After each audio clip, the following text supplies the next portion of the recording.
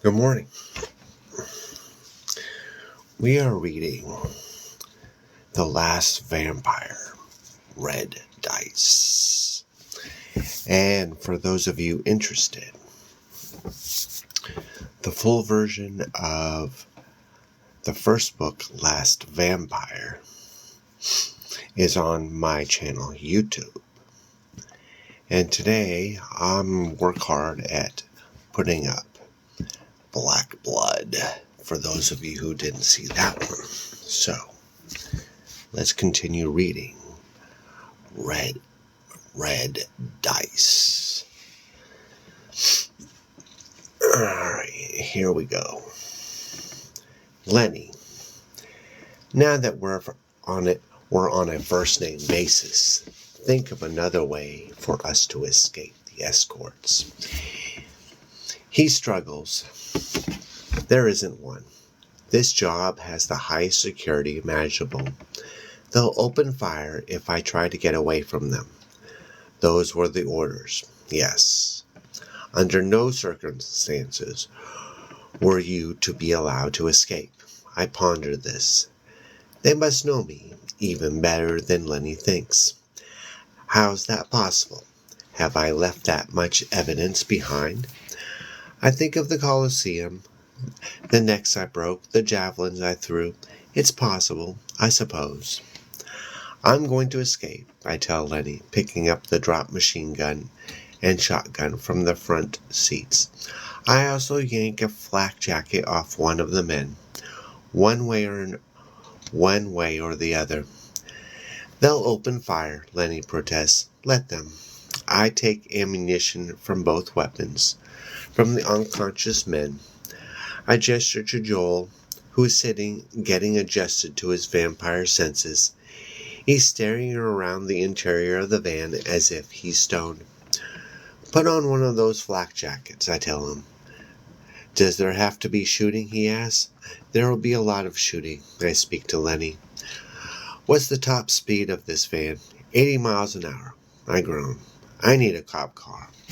There are a lot of them behind and in front of us, Lenny says. I peer at the chopper in the sky. They hang close to the ground.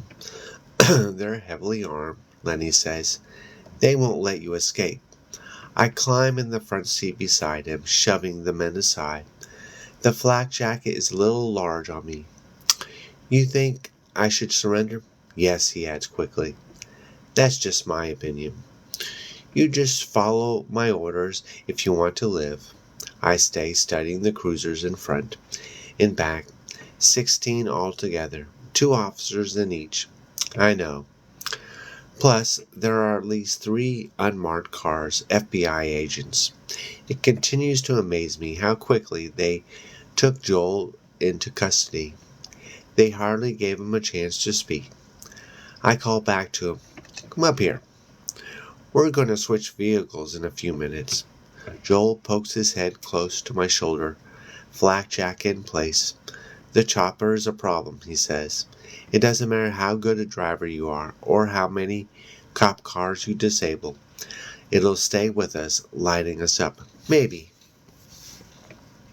Put on a seatbelt.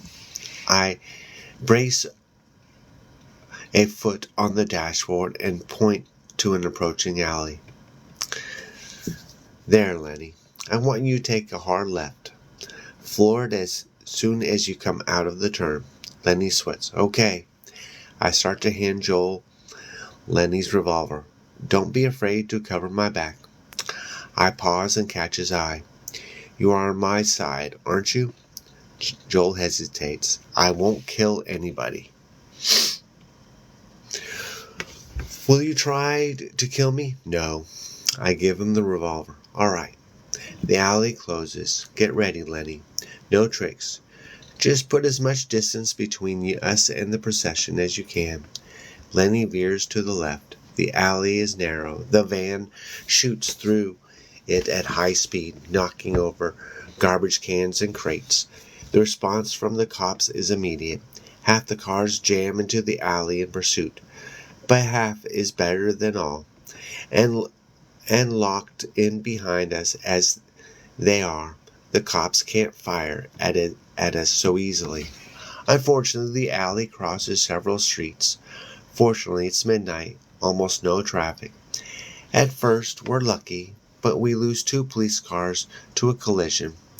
At the second crossing, we're also fortunate, but as we drive into the third cross street, we smash sideways into the only vehicle on the street. The open produce truck loaded with oranges. The fruit spills over the van. Lenny has bumped his head on the steering wheel and appeared to be dazed. He gets another bump on his head when a squad car smashes into us from behind. This is what I wanted, a pileup. Come on, I call to Joel. I jump out of the side of the van and raise the machine gun and fire a spray of bullets at the cars piled up behind us. They are pinned down, but I know it won't be long before a herd of fresh cars comes around the block. The suddenness of my attack causes them to scramble from their vehicles. Overhead, the chopper swoops dangerously low. The spotlight momentarily focused straight on me. I look through the glare of light and see a marksman stand in the open doorway and raise a high-powered rifle. Pumping the shotgun, I take aim at him and pull the trigger. The man loses the top of his head. His lifeless body falls on to the roof of a nearby building. I am not finished. My next shot takes out the spotlight. My third hits the small vertical rotor at the rear. The blade sputters, but continues to spin.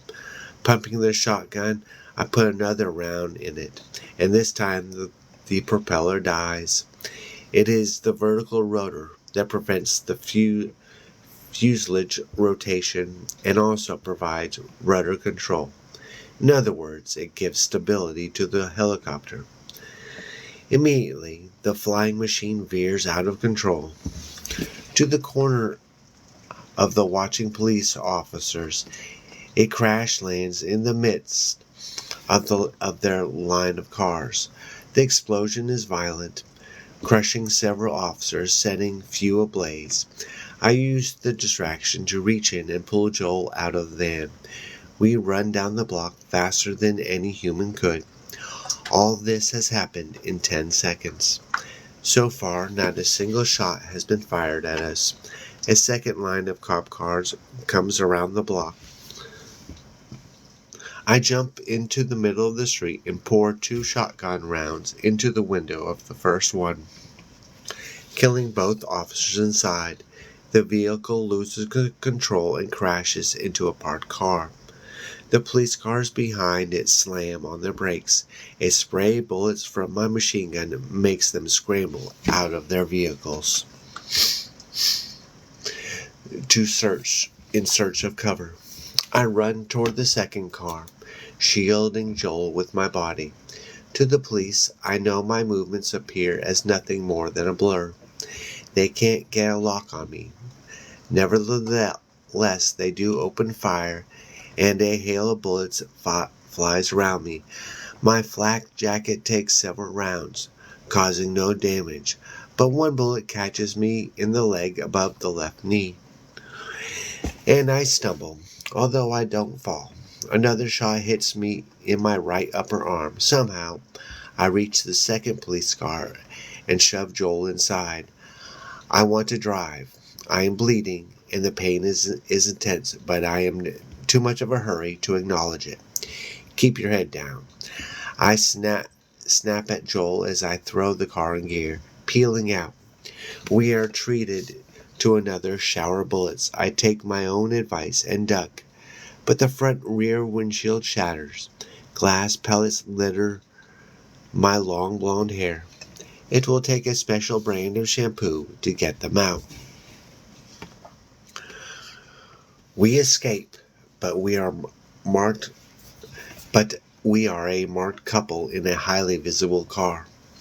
I jump on the harbor freeway, heading north, hoping to put as much distance between us and our pursuers as quickly as possible. I keep the accelerator floored, weaving in and out of the few cars. But I have 2 police cars on my tail. Worse, another helicopter has appeared in the sky. The pilot has learned from his predecessor. He keeps the chopper up high, but not so high that he can't track us. We can't hide from a chopper, Joel says again.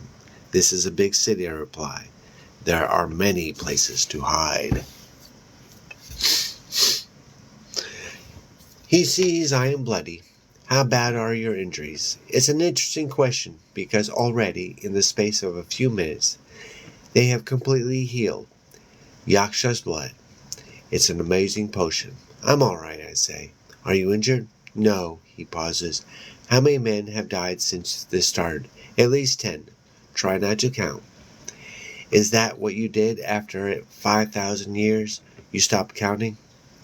I stopped thinking. I have a goal, because I know we cannot stay on the freeway long. I decide that the only way we can escape the helicopters is to get into one ourselves. Atop of several high-rises in downtown Los Angeles, there are helicopter pads with choppers waiting to whisk executives to high-level meetings. I can fly a helicopter. I can operate any piece of machinery humankind has developed.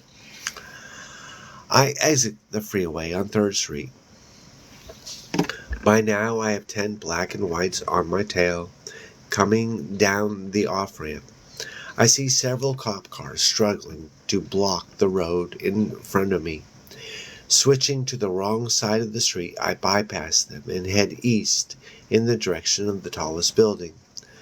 But my way is quickly blocked by another set of black and whites. We must have half the LAPD after us. I am forced to swerve into the basement garage of a building I don't know. A wooden bar swings down to block my way. But I don't stop to press the green button and collect my ticket. Nor does the herd of law enforcement behind me. We all barrel through the barricade. A sign for an elevator calls my attention, and I slam the car to halt inches from the door. We jump out and push the button. While we wait for our ride to higher floors, I open fire on our pursuers. More people die. I lied to Joel. I do count. 3 men and a woman take bullets in the face. I'm a very good shot. The elevator comes and we pile inside. I press the top button, number 29. Can they halt the elevator from the basement? I ask as I reload. Yes, but it takes them a few minutes to figure out how to do it. He shrugs. But does it matter? They'll surround the building with an army. We're trapped. You're wrong, I say. Aha! What do you think? We exit onto the top floor. Here there are expensive suits for law firms, plastic surgeons, and investment counselors. But there's too much high-priced real estate in Los Angeles. Several of the suites are empty. Kicking in the door of the nearest vacancy, I stride up and down beside the wide windows, studying the neighboring buildings. I will have to cross the block and move over a few buildings to reach a high-rise that has a helicopter pad. I curse the fact that I am not a mythic vampire from films capable of flying. Yes, I am able to leap tall buildings in a single bound. Joel moves to my side below as we watch the forces of righteousness gather. 2 more helicopters have appeared in the night sky. Their bright beams rake the sides of the building. They won't come up the elevator after us, Joel says. They will only come when they have us surrounded, top and bottom. He pauses. What are we going to do? I'm going to set a new Olympic record. I point to the building across the street. Its roof is only 3 stories below where we are. I'm going to jump over to it. He is impressed. That's far. Can you really do it? If I get a running start. I'll come back for you in a few minutes in a helicopter. I will land it on the roof of this building. Be waiting for me. What if you miss the roof of that building? I shrug. It's a long way down. Could you survive the fall? I think so. But it would take time to recover. You shouldn't come back for me, Joel says. Steal a helicopter and escape. That is not a consideration. He speaks seriously. Too many people have died. Even if we escape, I can't live with this slaughter on my conscience. I am impatient. Don't you see how dangerous you are to the human race? Even dead, they could take your blood, inject it into animals, into themselves, just as Eddie did, and they will do that. After witnessing what we can do, believe me, I only killed tonight so the world can wake safely in the morning. Is that true, Sita? You would die to save all these men and women? I turn away. I would die to save you. He speaks gently. What did you sacrifice to keep me alive? I would weep, I think, if I could. I told you. I didn't understand. It doesn't matter. It's done. I turned back to him. There will be time later for these discussions. He touches my hair. Pieces of a glass fall to the floor. You miss him. Yes. I didn't know what he meant to you when I watched him die. I smile sadly. Nothing is really known about a person until he or she is gone. I cannot take his place. I nod weakly. I know. Then I shake my head. I need to go. He wants to hug me. This could be goodbye.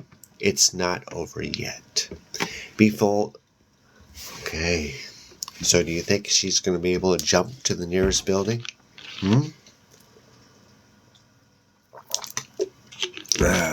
I think she can make it. She's Sita, the 5,000-year-old vampire.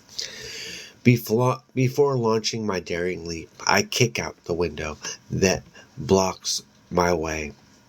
This alerts the buzzing choppers, but I don't give them time to zero in on me. I back away from the window, taking only the shotgun with me, giving the machine gun to Joel. Are you afraid of heights? He asks. I kiss him. You don't know me. I am afraid of nothing.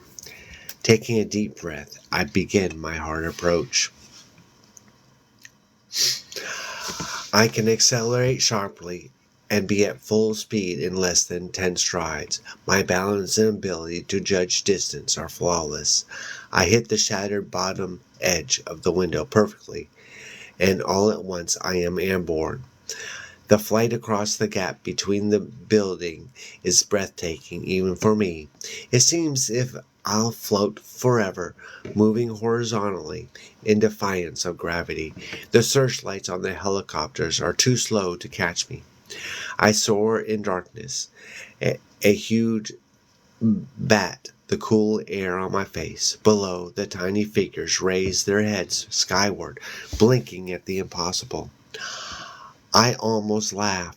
They thought they had me trapped. Silly mortals. They thought wrong. My landing is not entirely smooth because I have such momentum. I'm forced into a roll as I skitter across the rooftop. I am bleeding as I finally come to a halt and jump up. Overhead, the choppers are frantically maneuvering to open fire. I am not given a chance to catch my breath before moving. Leaping for the next rooftop, I watch as a line of bullets rips a path in front of me. The ensuing jumps between buildings are all on the same side of the street and not so dramatic as the first one.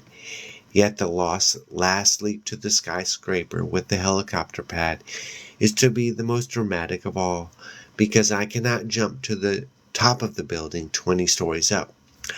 I do not plan to land on top of the skyscraper. I will jump into it.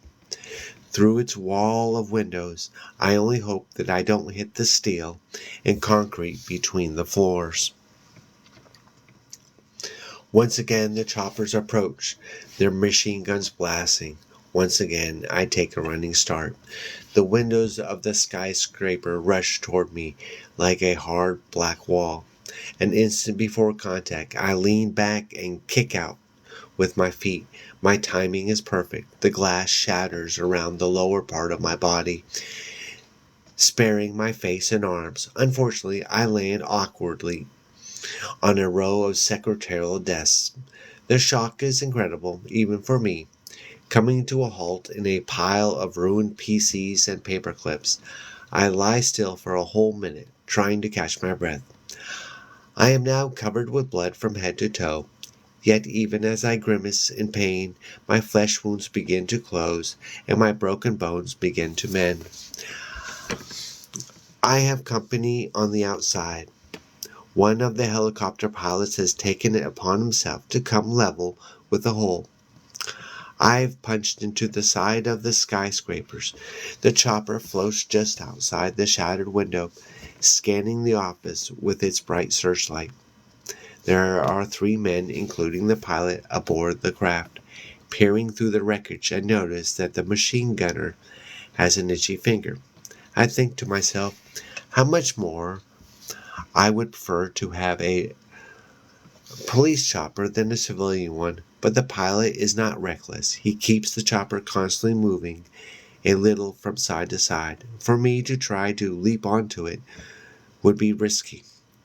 I opt for the more conservative plan. I get up slowly, limping. My right shin bone is still fractured, but it'll be all right in another minute. God bless Yaksha's blood.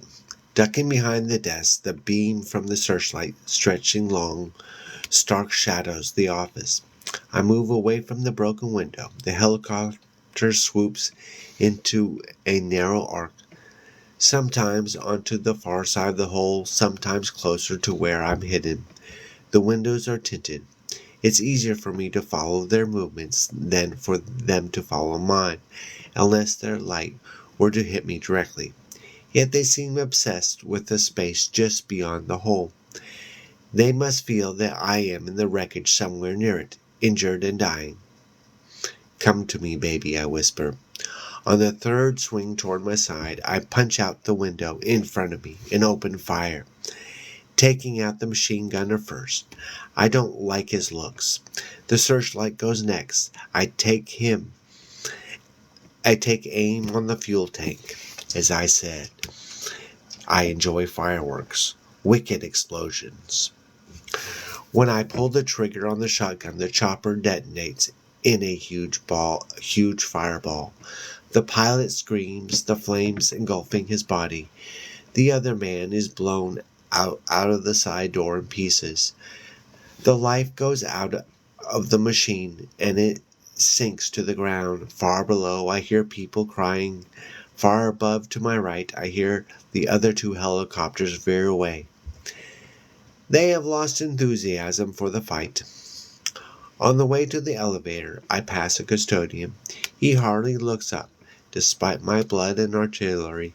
He wishes me a good evening, and I smile at him. You have a good night, I say.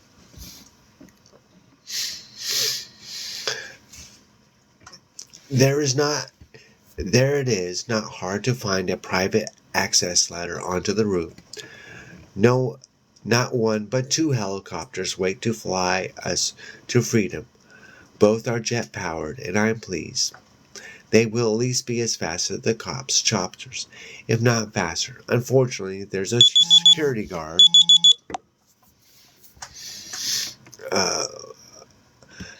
on duty.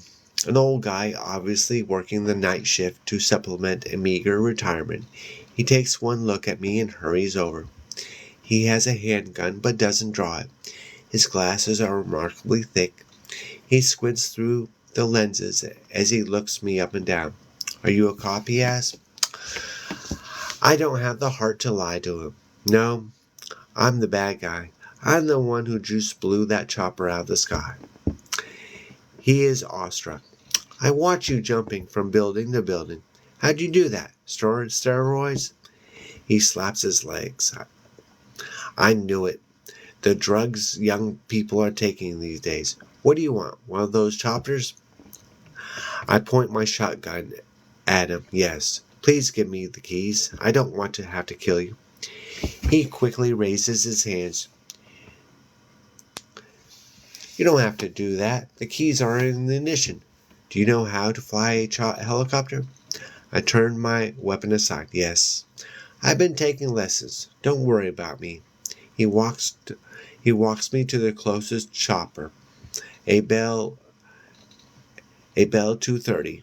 The baby has a range of over 300 miles. You want to get far out of town. The radio and TV are babbling about you, calling you a band of Arab terrorists. I laugh as I climb into the cockpit. You do nothing to destroy their illusions. Just tell them you were overwhelmed by superior forces. You don't want people to know a young woman stole a helicopter out from under your nose. And a blonde one at that, he agrees. You take care. He closes the door for me and I'm off. Picking up Joel proves to be the easiest part of the night. The police helicopters are holding back over a mile away. They aren't used to being blown out of the sky. The fire from the last down chopper spreads over the front of the skyscraper. In the distance, I see smoke from the first chopper. Joel shakes his head as he climbs in. They'll never stop hunting us after this, he says. I don't know, I jest. They might be afraid to come after me. We head northeast. I'm anxious to get out of the suburban sprawl and into the wild, somewhere we can disappear. The nearby mountains are a possibility. Our chopper is fast, capable of going 200 miles an hour.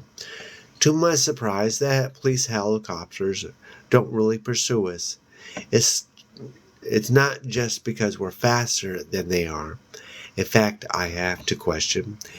They allow the gap to grow between us to at least 20 miles. The length of space doesn't reassure me because I know they still have us under visual observation. Nothing will be gained by plunging low to the ground. Below the radar, they are waiting for something, biding their time. Reinforcements, I mutter, as we swoop over the sleeping city at an elevation of 1,000 feet. Joel nods. They called for bigger guns. Army helicopters? Probably. What direction will they come from? There is a large base south of here. You might want to head north. I was planning to do so after I reach Cajun Pass. The pass cuts into the desert and also a nice place to hide. Highway 15 runs through the pass, and if followed far enough, leads to Las Vegas. You might not want to wait that long, Joel advises. I understand. Yet the temptation to put more distance between us and our pursuers is great. It gives me the illusion of safety, a dangerous illusion. But the farther we go, the more the desert beckons me. Being winter, the mountains are covered with snow, and even though I'm highly resistant to cold, I don't like it. At our present speed, Cajun Pass is not far ahead. Once over it, we will be clear of the city, able to roam free. I ask the question I have been waiting to ask. Are you thirsty? He is guarded. What do you mean? I glance over. How do you feel? He takes a deep breath. Feverish, cramping. I nod. You need blood.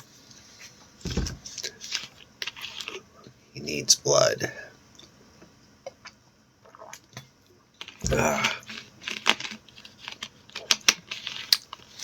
He takes time to absorb my words. Do you really drink people's blood, like in the stories? The stories have germs of truth in them, but can't be taken literally. As a vampire, you need blood to survive. You do not need to kill the person you drink from, and your contact with them will not change them into vampires. You can also live off the blood of animals, although you will find it unsatisfying. Do I need blood every day? No, every few days, but first you will crave it every day. What happens if I don't drink it? You will die horribly, I say. Oh, do I still need to eat regular food? Yes, you will be hungry, as before, but if need be, you will be able to survive for a long time without food. You will also be able to hold your breath for incredible lengths of time. But what about the sun? You sat out in the sun with me. Yes, but that is not something you want to try yet. The sun won't kill you, but it will irritate you, at least for the first few centuries. Even now, after 5,000 years, I'm not nearly so strong while the sun is up. But forget everything else. You heard about vampires, crucifixes, and white roses, and running water. None of these will bother you. Bram Stoker was just spicing up his novel when he wrote that stuff. I pause. Do you know I met him once? Did you tell him you were a vampire? No, but he knew there was something special about me. He autographed my copy of Dracula and tried to get my address. But I didn't give it to him. I raised my wrist to my mouth. I'm going to open my vein. I want you to suck my blood for a few minutes. He fidgets. Sounds kinky. You'll enjoy it. I taste wonderful. A moment later, Joel reluctantly accepts my bleeding wrist, but he is no Ray. He has seen plenty of blood in his line of work, and it doesn't make him sick to his stomach. Indeed, after a couple of minutes, he is sucking hungrily on my wrist. I have to stop him before he is sated. I cannot allow my strength to wane. How do you feel? I ask as I take back my arm. Powerful, aroused. I have to laugh. Not every girl you meet will be able to do that for you. Can we be killed with a stake through the heart? The laughter dies in my throat. His question brings back the agony of the wound I suffered when my house exploded and Yaksha supposedly died. The chest pain is still there, yet since drinking Yaksha's blood, it has receded. I wonder what Yaksha would think of me now that I have broken Krishna's vow against creating more vampires. After I have killed so many innocent people, no doubt he would say I'm damned. I miss Yaksha, and Ray, and Krishna. And I veer north, climbing in altitude. The pass is almost a mile above sea level. The police helicopters are now 30 miles behind us, blinking red and white dots in the night sky. We have at most 4 hours of night left. Before then, I must find shelter for Joel, a place to sit quietly and plot my next moves.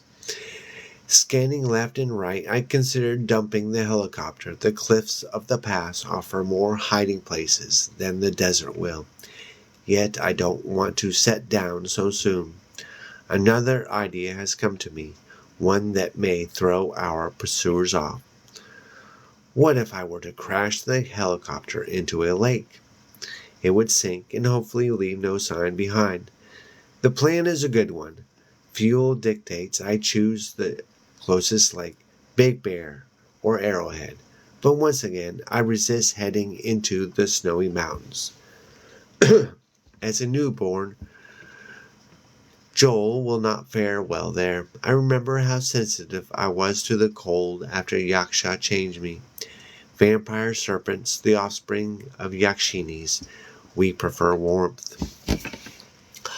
I need sand dune oasis with a lake in the center of it. We plunge over the pass and into the desert. The bleak landscape sweeps beneath us. Time passes. I cannot see anything following. We can't stay up here forever, Joel says finally. I know. What are you waiting for? Lake Mead. Hoover Dam? It's only 20 minutes away, I estimate. But I have waited too long. 5 minutes later, I catch sight of 2 military helicopters coming at us from the west, not to the south. But my eyes are so sharp, I see them far off. 60 miles away, I feel it is possible to reach the lake. Yet I know they have spotted us. They are tracking us on their radar. When I alter my course slightly, they do likewise. Joel sees my concern but does not understand it at first. Even change, his sight is no match for mine. What is it? He asks. We have company, I say. He looks around. Can we reach the lake? Possibly. I ask in jest. Can we fight 2 Apache helicopters? No way. I guess at the type of craft that pursues us, but a few minutes later I see that I was right. My knowledge of Apache isn't extensive, but I've read enough to know that we are facing the most lethal attack helicopters on Earth. The 2 chopters move close to each other on direct intercept course with us, black as the desert sky with wide hypnotic propellers. They are clearly faster than we are. Their machine gun turrets and rocket launchers hang from the sides like dangerous fists. They sweep toward us for a knockout punch. Joel sees them. Maybe we should surrender, he suggests. I never surrender. They catch us 3 miles short of the lake. The wide, flat expanse of water is clearly visible, but it could be on the other side of the moon for all the good it can do us now. That's what I think at first. Yet the Apaches do not immediately lock on their weapons. They swoop above and below us, dangerously close, ordering us to land. Somebody has told them to take us alive, Joel observes. Who? Joel shrugs. The order could come from the President of the United States, but I suspect the commander of the base where these helicopters originate have given the order. We only need to get to the water, I say. They couldn't imagine that we try to vanish underwater. I can't imagine. Can we really hold our breath a long time? I can go an hour, but what about me? I pat his leg. Have faith. We should have died a dozen times tonight, and we're still alive. Maybe Krishna hasn't deserted us after all. If they open fire in the next minute, we might have a chance to ask him directly, Joel says dryly. The Apache buzzes us a couple of times more, then grow tired of the cat and mouse game. They lay down a stream of bullets across our path, and I have to slow sharply to avoid being torn to shreds. Still, they could blow us out of the sky whenever they wish. Yet they hold back, although they don't want me flying above the lake. They try blocking our path, and I have to go into a deep dive to stay on course. We come within several feet of the ground, and Joel almost has a heart attack. You are one mean pilot, he says when he catches his breath. I'm pretty good in bed as well, I reply. Of that I have no doubt.